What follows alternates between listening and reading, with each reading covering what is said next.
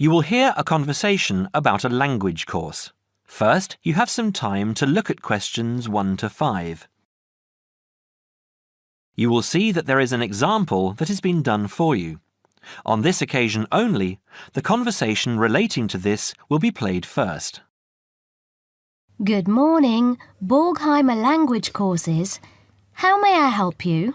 Oh yes, I contacted you some time ago about following a German course in Germany, and you advised me to take your placement test before we go any further.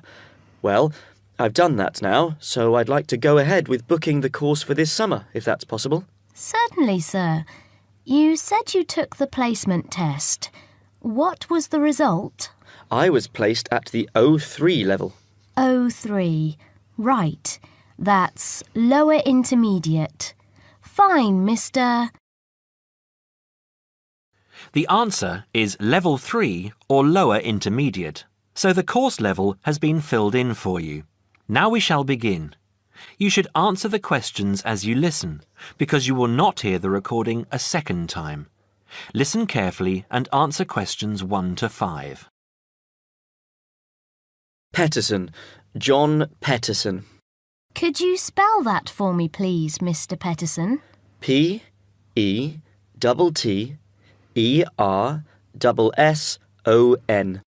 That's a double T and a double S. Am I right? That's right. Now, could I ask you where the course takes place? Well, we offer courses in Hamburg and Berlin. For your level, there's never a problem. There are always plenty of people for the intermediate classes. Oh dear. Does that mean that there might be a lot of students in my class? I wouldn't be very happy about that. No, don't worry, Mr. Petterson. The maximum class size is 12, but I've never known there to be more than 9 or 10 in a class. It could even be 5 or 6. Good. Actually, I'd prefer to study in Berlin. And how long is the course? 3 weeks, 5 hours a day. 2 hours only on Saturday. Sundays free. I see. And what about accommodation? There you have a choice, Mr. Petterson. You can either stay with a German family who are used to having such guests, or you can stay on the university campus, or we can book you into a nearby bed and breakfast. Is there a big difference in price? Not really. Staying with the family works out the cheapest, and the bed and breakfast is a bit more money.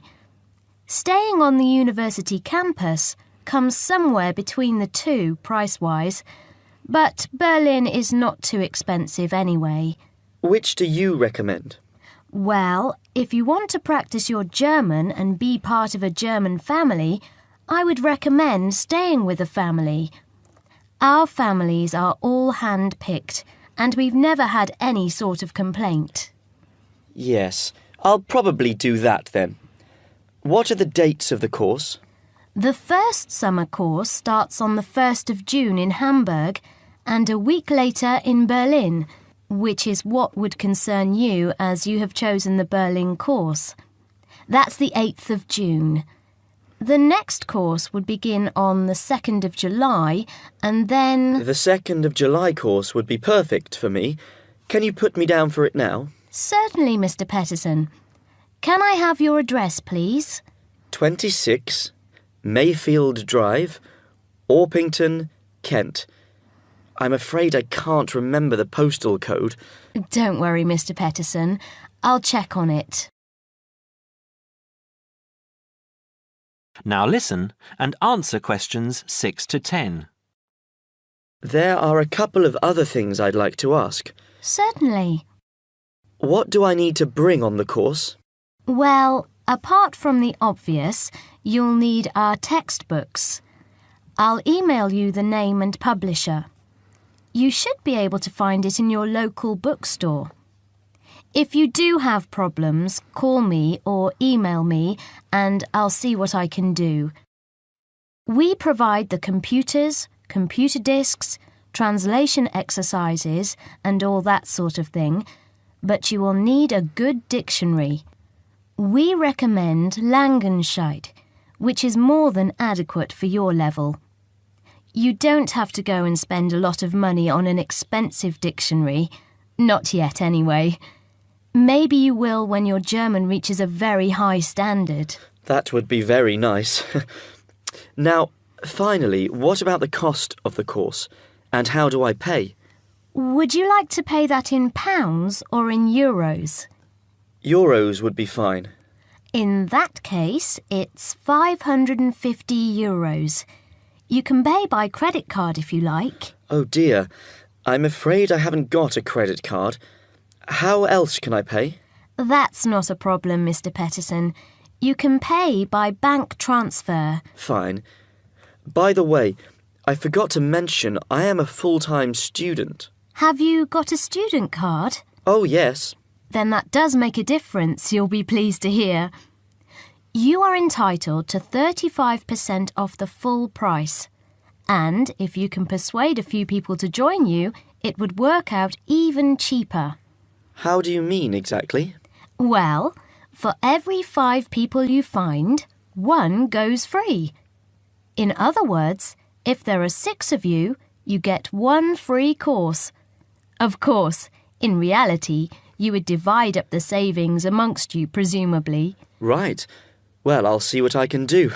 Thank you. Not at all, Mr. Peterson, and I'm sure you'll enjoy the course. There are, of course, sightseeing possibilities. Would you like me to send you our brochure describing them? Yes, thank you. I'd appreciate that. Anyway, thanks for your help. If I want to call back, who do I ask for? Susanna. I'm here most of the time.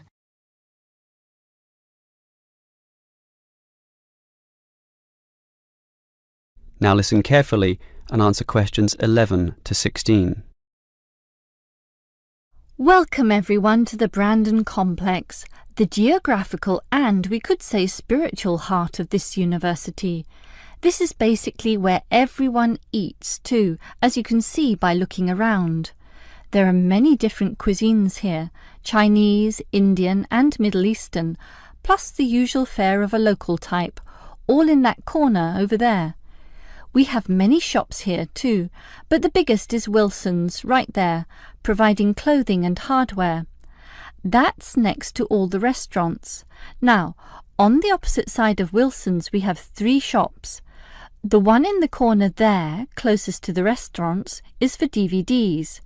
Yes, the DVDs are cheap and affordable, and you can also rent DVD players as well. Moving on. In the corner directly opposite Wilson's is the Student Union office.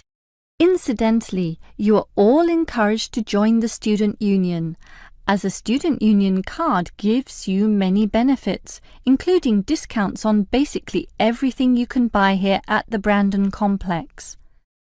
Outside this complex, on the other side of the road, you can just see it from here in fact, is a building that we call by the rather unusual name, the H Building. Next to this, on the other side of some trees along the main road, is the Engineering Institute, but that doesn't have anything to do with the Brandon Complex. One last thing is that just outside this door, near us here, you can see a grassy oval patch. Well, that's the playing field for what we simply call the fitness room, which is alongside. So you can put on some calories here at the restaurants and then burn them off at the fitness room afterwards. Oh, I forgot to mention this shop right here, in the middle, beside the Student Union. It's the bookshop. And as you can see, it's always busy, always popular. You can buy newspapers, magazines and stationery there, plus a few clothing items as well, just as you can at Wilson's. Why don't you go and take a look right now? Now listen and answer questions 17 to 20. Now, I'd like to tell you a bit more about one of the buildings here, namely the H Building. Despite its bland name, you might be interested in what goes on there. It is our main recreational centre, with halls, offices and space available for a variety of activities, mostly for those who want to get fit. For example, If you're interested in yoga, you're in luck, since 4 days a week there are free yoga classes. They have several levels, so if you're a beginner, you'd have to start with that. You can check the schedules on the wall there. Yoga used to be at night, but now it's in the mornings, but not on Wednesdays. Along those same lines, there's aerobic dancing in the afternoon. This shares the same room as the badminton games, which are on Mondays, Wednesdays and Fridays. The aerobics are on the alternate days, Tuesdays and Thursdays, and it's not restricted at all. Everyone is welcome to join, although the instructor may divide you up, of course, according to ability. And, just to show how diverse the H building is, there's even some spiritual solace available there, inside the multi-denominational prayer centre, with individual booths and a variety of holy scriptures and texts available to read from all the major religions of the world. That's open all day over the weekend, but not at night time, when the rooms are for private booking. Finally, for those of you of a cerebral nature, the University Chess Club operates at night. That's open from 8 p.m. every... is it Wednesday or Monday? No, sorry, Friday. And I think it closes at about 11:30 p.m. So, there's something for everyone in the H building.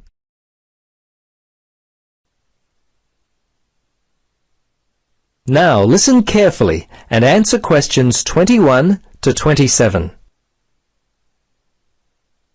Hello, Gloria. Hi, Paul. I just heard that you're studying psychology this year. At the moment, that's true, but to be honest, I'm not sure exactly what to study. You're in your 3rd year at university. Do you have any advice for me? Well, it's a difficult question for me to answer, but I do have some ideas, based upon my personal experience, that may be of help. Anything would be helpful at this point. I'm feeling a little worried about what I should do. Well, there are a few things that I would recommend. Firstly, ask yourself, what do you really enjoy studying? For example, maths, English, science? This will help you decide what course you should do. The university handbook lists all the courses available. You should take some time to look at it. A couple of my friends spoke with recent graduates of courses which took up a lot of time. Another thing which took a lot of time was an interview at the Dean of Academic Affairs office.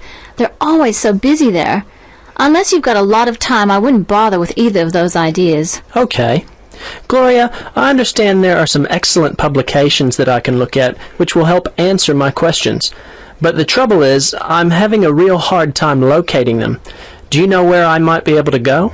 Yes, I encountered this very same problem when I was deciding on what to study. I managed to locate a few excellent books that really helped me to decide what was best for me. Now, some of the details will be a little inaccurate. That's no problem. If you could just remember the titles, I'll be able to look them up at the university library. Now, let me just get my pen. Okay, ready? All right. The first book I found was What Should I Do? It was written by Paul Smith, and I believe it was published in 2000 by Smith Brothers. I think this was the best book I read, although Judy Newton's Choosing University Courses was also an excellent help for me.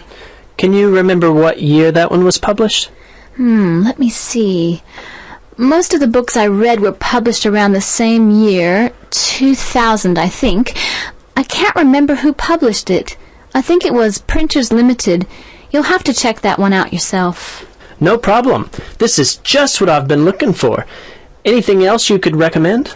Yes, there was one other book which I remember because my cousin works for the publishers Brown and Tate. He started there in 2002.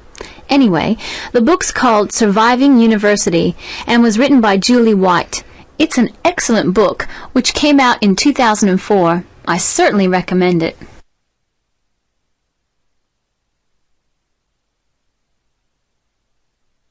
Now listen and answer questions 28 to 30.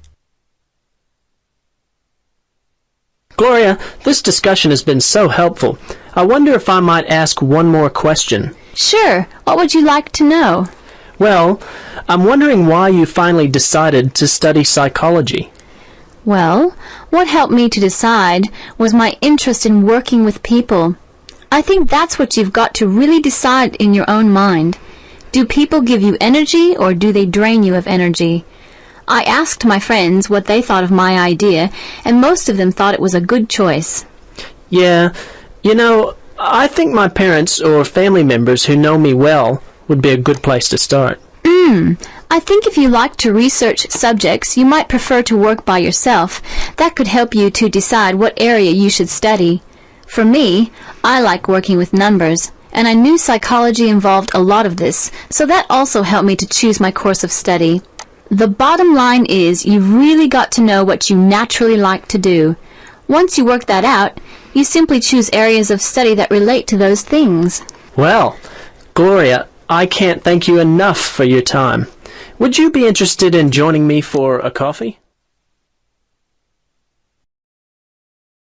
Now listen and answer questions 31 to 40. In my talk today, I'll be exploring the idea of artificial gills. I'll start by introducing the concept, giving some background and so forth, and then I'll go on to explain the technological applications, including a short, very simple experiment I conducted. Starting with the background. As everyone knows, all living creatures need oxygen to live.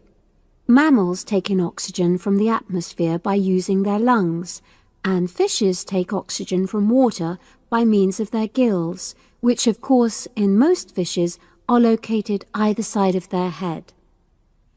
But human beings have always dreamt of being able to swim underwater like the fishes, breathing without the help of oxygen tanks. I don't know whether any of you have done any scuba diving, but it's a real pain having to use all that equipment. You need special training, and it's generally agreed that tanks are too heavy and big to enable most people to move and work comfortably underwater.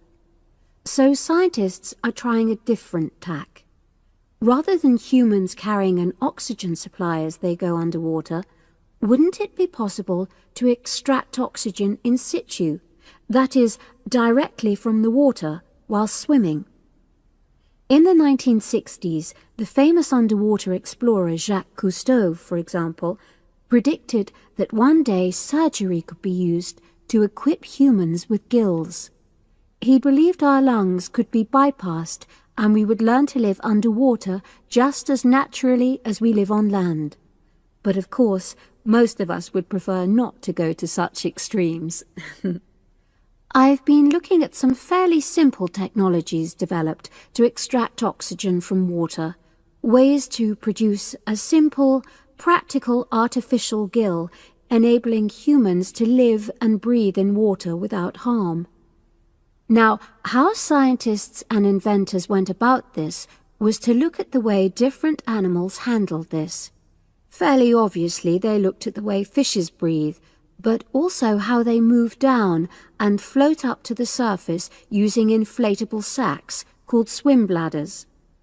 Scientists also looked at animals without gills, which use bubbles of air underwater, notably beetles. These insects contrive to stay underwater for long periods by breathing from this bubble which they hold under their wing cases.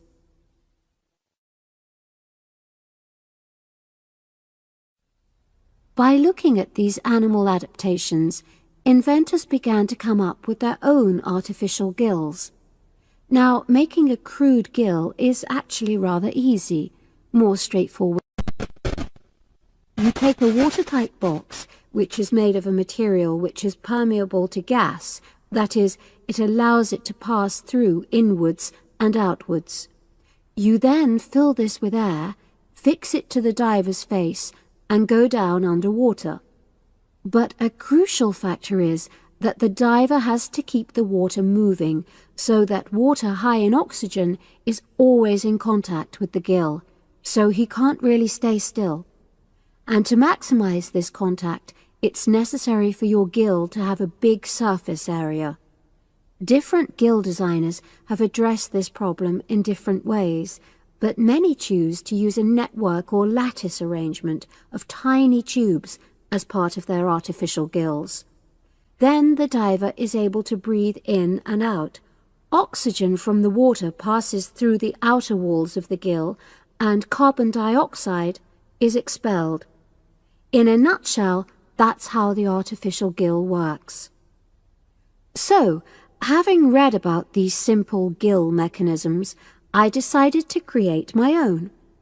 I followed the procedure I've just described, and it worked pretty well when I tried it out in the swimming pool. I lasted underwater for nearly 40 minutes.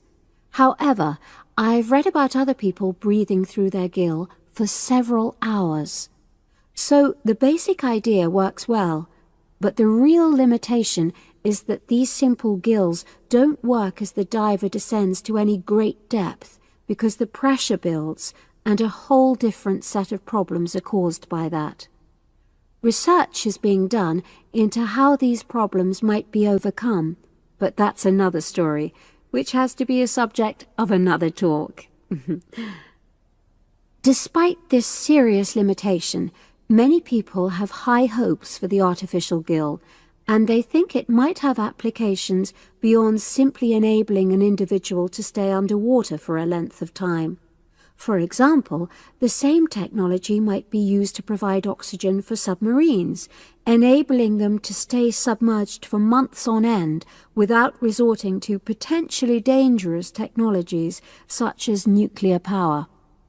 Another idea is to use oxygen derived from the water as energy for fuel cells. These could power machinery underwater, such as robotic devices. So, in my view, this is an area of technology with great potential. Now, if anyone has any questions, I'd be happy to answer. Yes, lady at the... You now have half a minute to check your answers.